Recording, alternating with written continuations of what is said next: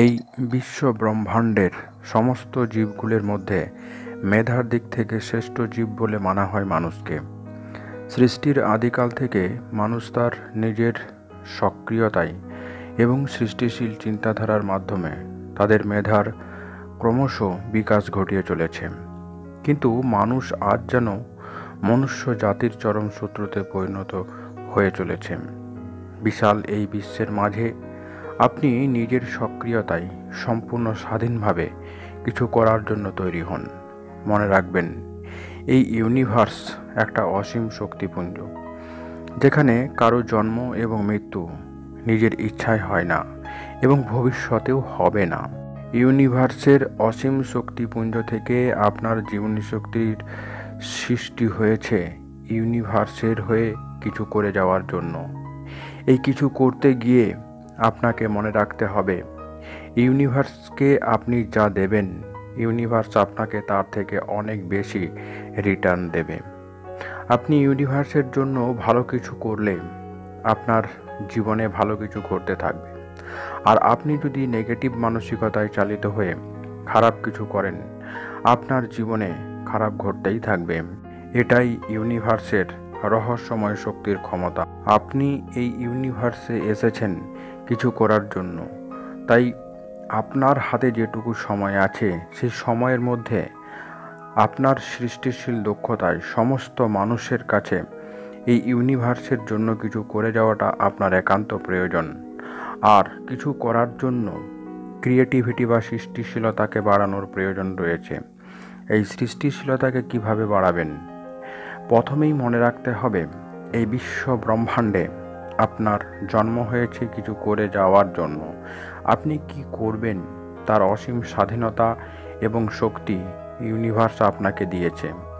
আপনি যদি আপনার জন্মের এই কারণ এবং ইউনিভার্সের এই রহস্য জানেন, তাহলে খুব সহজেই আপনার মধ্যে সক্রিয়তা বাড়বে।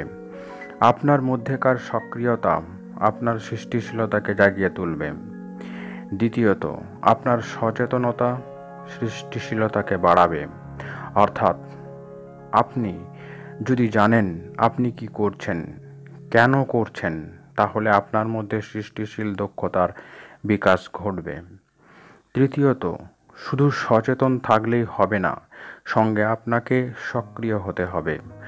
আপনি জানতে পারলেন ইউনিভার্সে আপনার জন্ম এই ইউনিভার্সের জন্য কিছু করে যাওয়া, কিন্তু এর জন্য আপনি যদি সক্রিয় না হন, তাহলে তো কোনো কাজই হবার নয়।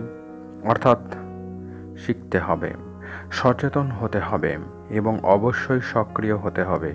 তাহলে কিছু করার জন্য, উদ্দেশ্য পূরণ করার জন্য আপনাকে আপনার উদ্দেশ্যে সক্রিয় হতে হবে। ইংরেজি বর্ণমালার B for birth, C for creativity এবং ডি ফর ডেথ, অর্থাৎ জন্ম এবং মৃত্যুর মাঝে আপনি আপনার ক্রিয়েটিভিটিকে বাড়িয়ে তুলে জীবনের জার্নিটাকে সুন্দর করে তুলতে পারেন। এখানে আরও একটা কথা বলে রাখা দরকার, যে যদি আপনার কনসেন্ট্রেশন অর্থাৎ একাগ্রতা এবং কনফিডেন্স বা বিশ্বাস হারিয়ে যায়, তাহলে নিজের উপর কন্ট্রোল বা নিয়ন্ত্রণ হারিয়ে যায়।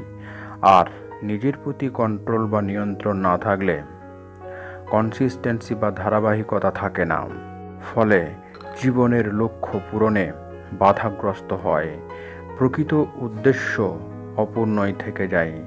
তাই সবশেষে বলবো, আপনারা সচেতন এবং সক্রিয়তায় এগিয়ে চলুন এবং ইউনিভার্সের জন্য কিছু করে যান। অনেক আশা নিয়ে আজকের এই ভিডিওটি এখানে শেষ করছি। যদি ভিডিওটি আপনাদের ভালো লেগে থাকে, তাহলে আপনারা লাইক এবং শেয়ার করতে অবশ্যই ভুলবেন না। যারা এই চ্যানেলে নতুন, তারা অবশ্যই চ্যানেলটিকে সাবস্ক্রাইব করে চ্যানেলের সঙ্গে থাকুন। সম্পূর্ণ ভিডিওটি দেখার জন্য আপনাদেরকে অসংখ্য ধন্যবাদ।